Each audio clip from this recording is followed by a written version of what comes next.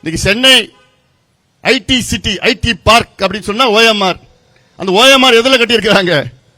பள்ளிக்கரணை சதுப்பு நிலத்துல தான். தமிழ்நாடு எல்காட் சிட்டின்னு இருக்கு, எலக்ட்ரானிக் சிட்டி, எல்காட் சிட்டி. 100 விழுக்காடு அதுல பள்ளிக்கரணை சதுப்பு நிலத்துல கட்டியிருக்காங்க. 100 விழுக்காடு. அதுல பெரிய பெரிய கம்பெனி, HCL, அந்த கம்பெனி, இன்ஃபோசிஸ் எல்லாம் அதுல. இதுல நம்ம பள்ளிக்கரணை சதுப்பு நிலத்துல கட்டியிருக்கிறாங்க. இப்ப என்னன்னா இன்னும் கட்டணும், இன்னும் ஆக்கிரமிப்பு பண்ணணும், இன்னும் அதை அழிக்கணும். இது ஒருபொழுதும் விடக்கூடாது. All the responsible citizens of Chennai come together, oppose this, protect your lifeline. Pallikaranai சதுப்பு நிலம், it is your lifeline. உங்களது மட்டுமல்ல, உங்கள் பிள்ளைகள், உங்கள் பேர பிள்ளைகள், உங்கள் கொள்ளு பேர பிள்ளைகள், உங்கள் வருகாத சந்ததியினர்கள் சென்னையில சந்தோஷமா மகிழ்ச்சியா வாழணும்னா பக்கத்தில் இருக்கிற பள்ளிக்கரணை சதுப்பு நிலத்தை நீங்க பாதுகாக்கணும். 2015 ஞாபகம் இருக்கா? இதே தெருவில் நான் பரிசல்ல போனேன். அந்த பரிசில் எங்க இருந்து எடுத்து வந்தேன்?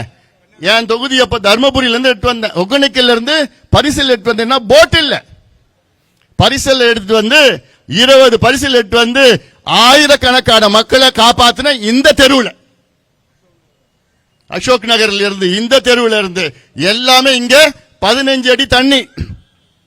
அதே பரிசல்ல கட்சிக்காரங்க நம்ம எல்லாம் ஜெயராமன் எல்லா தயல இருந்து பால் எங்க கொடுத்தாங்க? யார் கொடுத்தாங்க? குழந்தைகளுக்கு. எந்த 2வது மாடியில குழந்தைகள் பால் இல்லாம 4 நாள் இருந்தாங்க, குடிக்கிறது தண்ணி இல்லாம இருந்தாங்க, கர்ப்பிணி தாய்கள் இருந்தாங்க. பரிசல்ல நாங்க போனோம், போய் பால் கொடுத்தோம், குழந்தைகளுக்கு பால் கொடுத்து அந்த குழந்தை உயிரை காப்பாற்றணும். 15 இதே தெருவில் நடந்தது, இதே பகுதியில் நடந்தது. காரணம் என்ன?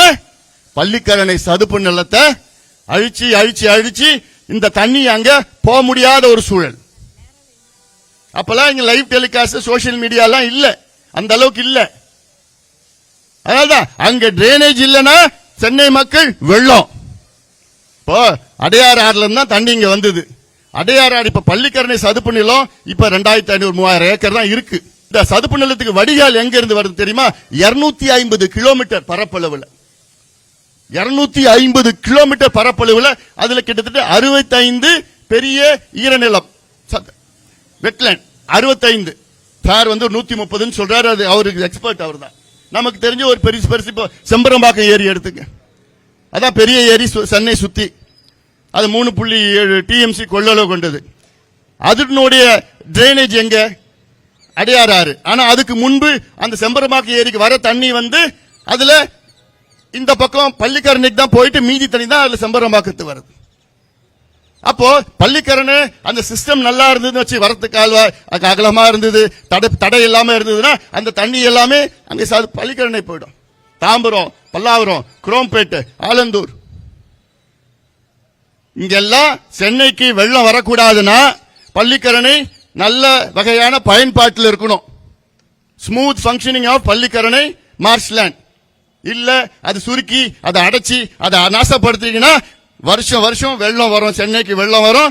வருஷம் வருஷம் உங்க உடைமைகள், காரு, பைக்கு எல்லாமே அழிஞ்சிடும். இன்னைக்கு வேளச்சேரியில ஏன் நீங்க பிளைஓவர்ல நீங்க பைக்கும் காரை நிறுத்தி வச்சிருக்கீங்க மழை காலத்துல? ஏன்னா நீங்க வேளச்சேரியே பள்ளிக்கரணை சதுப்பு நிலத்துல தான் கட்டினது. ஒட்டுமொத்த வேளச்சேரி இன்னைக்கு சதுப்பு நிலத்துல தான் இருக்கு. நீங்க சதுப்பு நிலத்துல கட்டினீங்கன்னா அப்படிதான் வரும். உங்க கார்லாம் பிளைஓவர்லாம் நிறுத்தணும்.